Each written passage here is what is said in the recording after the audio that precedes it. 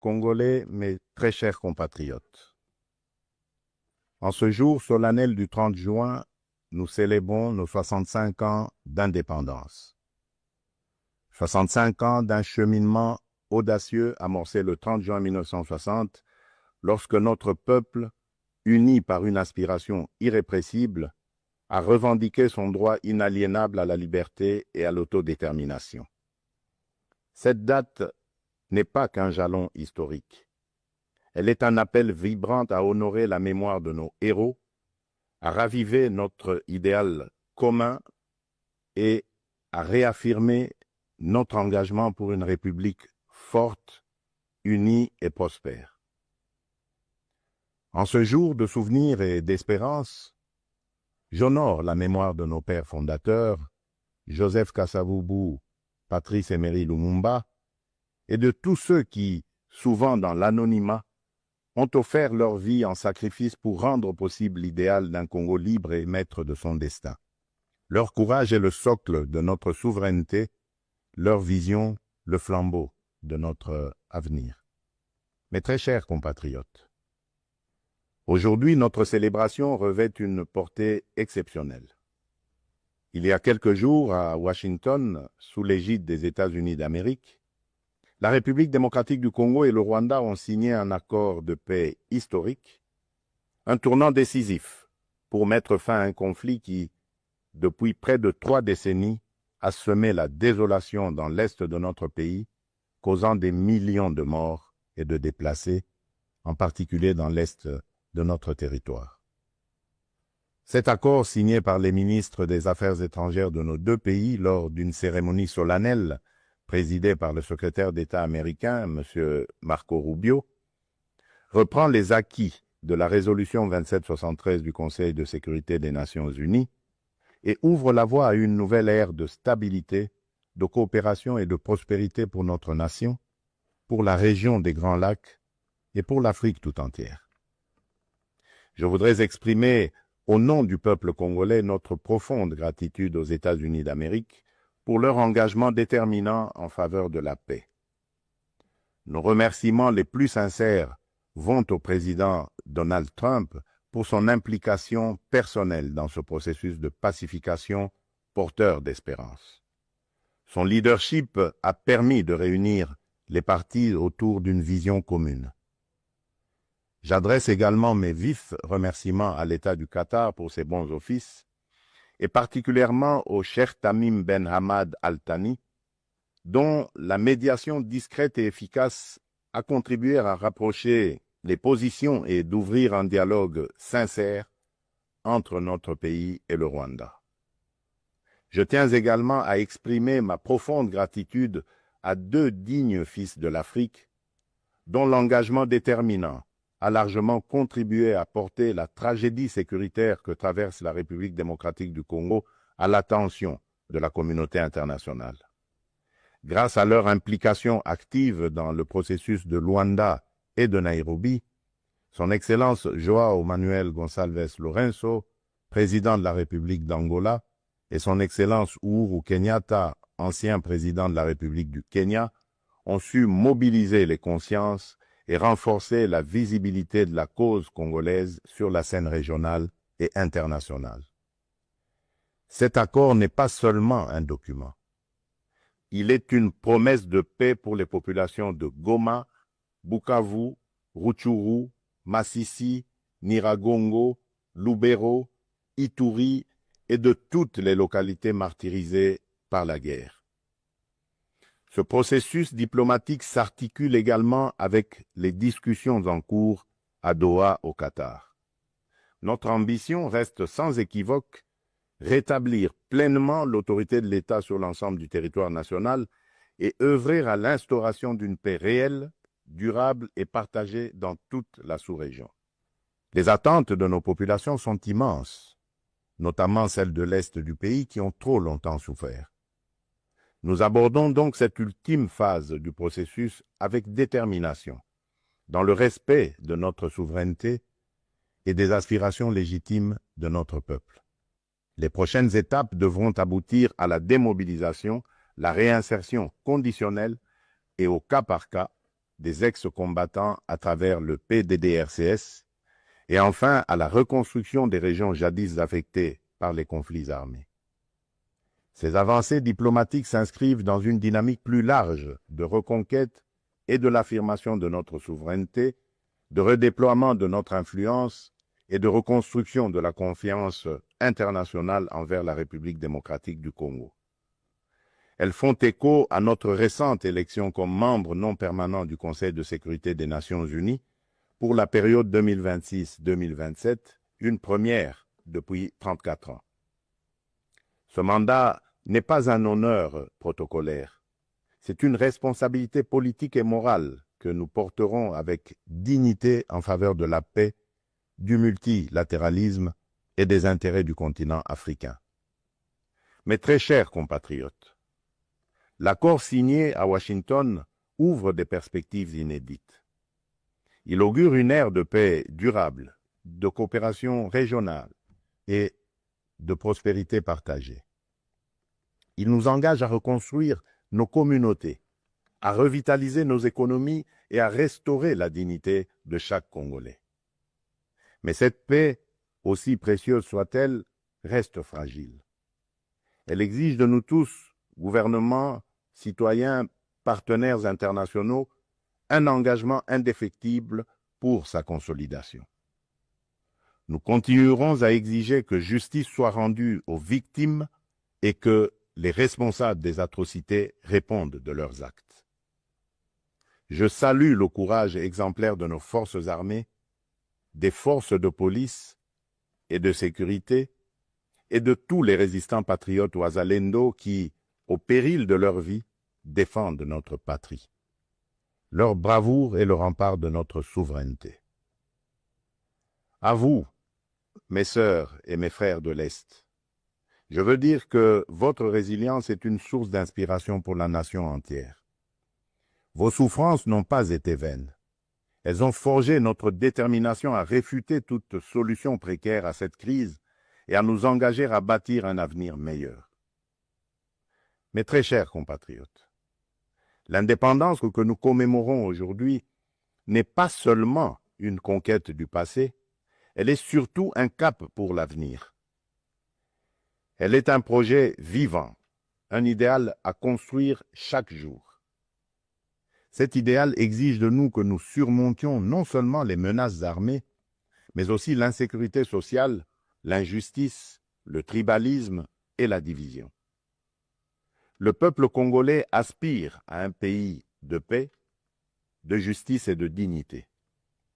Un pays où l'on veut et on peut vivre sereinement, travailler avec honneur et offrir à chaque enfant congolais la liberté de rêver grand, sans peur ni entrave. Réaliser ce rêve requiert la mobilisation de toutes nos forces vives, institutions, citoyens, diaspora, partenaires, autour d'un même idéal, bâtir un Congo moderne, sûr et respecté. Il est temps de transcender nos clivages, de rejeter les discours de haine et les manipulations, et de faire de notre diversité une force, non une fracture. Notre unité n'est pas une option, elle est une condition de survie. C'est dans cet esprit de responsabilité et de dépassement de soi que j'ai tenu, il y a quelques semaines, une rencontre franche et républicaine avec M. Martin Fayoulou, l'un des leaders de l'opposition.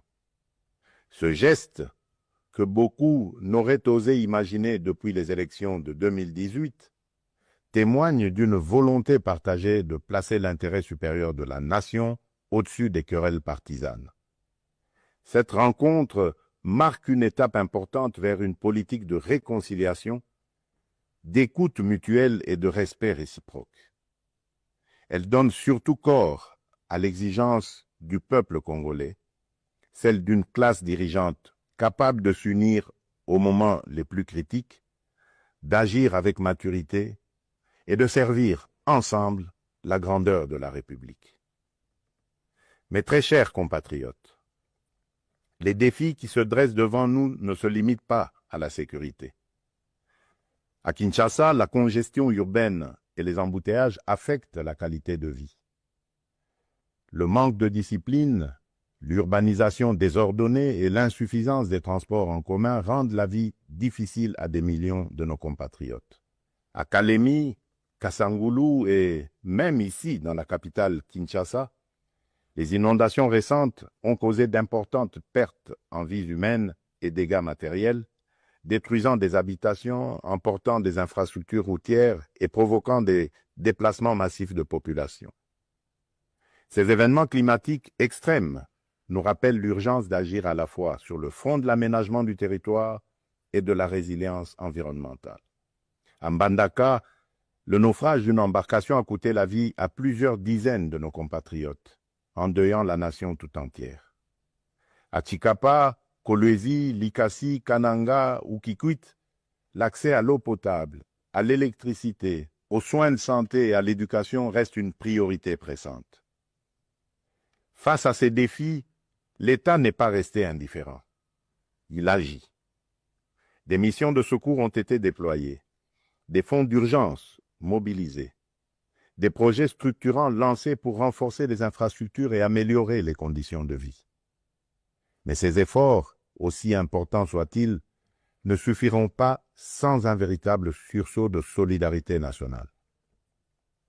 Ils doivent être soutenus par une administration plus efficace, une meilleure coordination institutionnelle et la responsabilisation de tous les niveaux de pouvoir.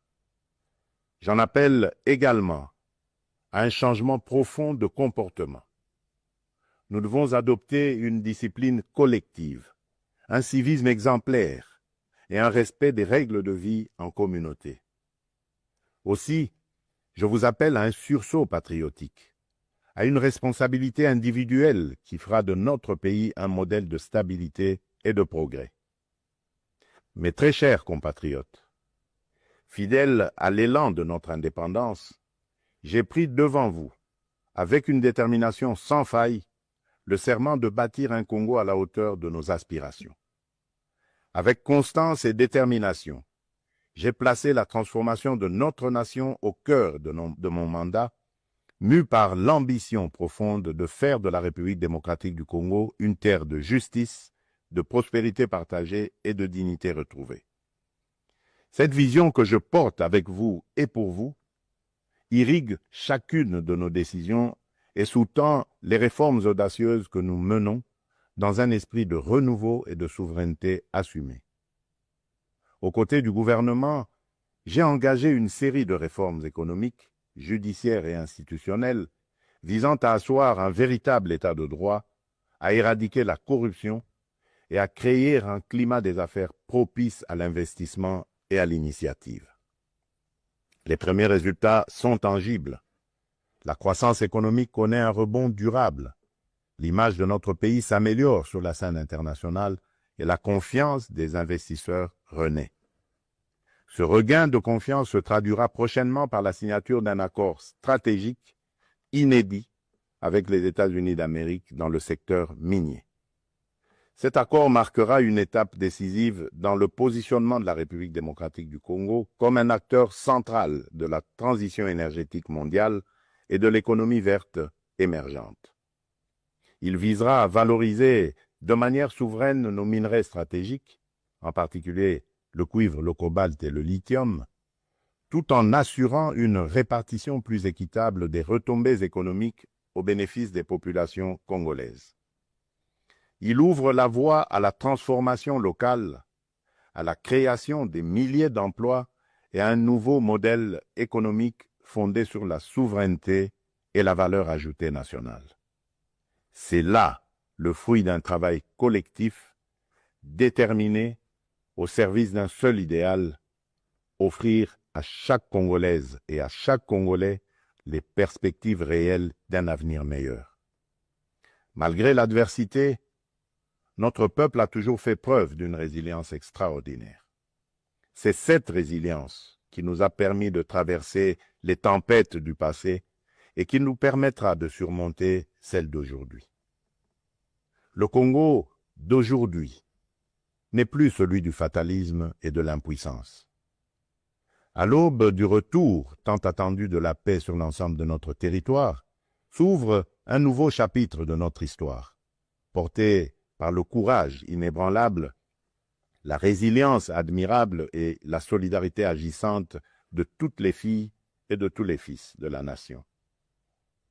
À nos partenaires des États-Unis, de la Chine, de l'Europe, des pays du Golfe, du continent africain et du monde entier, je le dis solennellement, la République démocratique du Congo est de retour, prête à nouer des partenariats stratégiques, fiables, transparents et surtout gagnant-gagnant.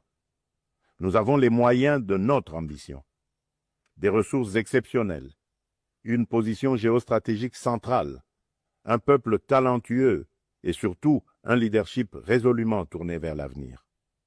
Nous sommes prêts à jouer notre rôle, notre partition face aux grands défis de notre temps. La paix, la transition énergétique, le développement durable et l'intégration africaine.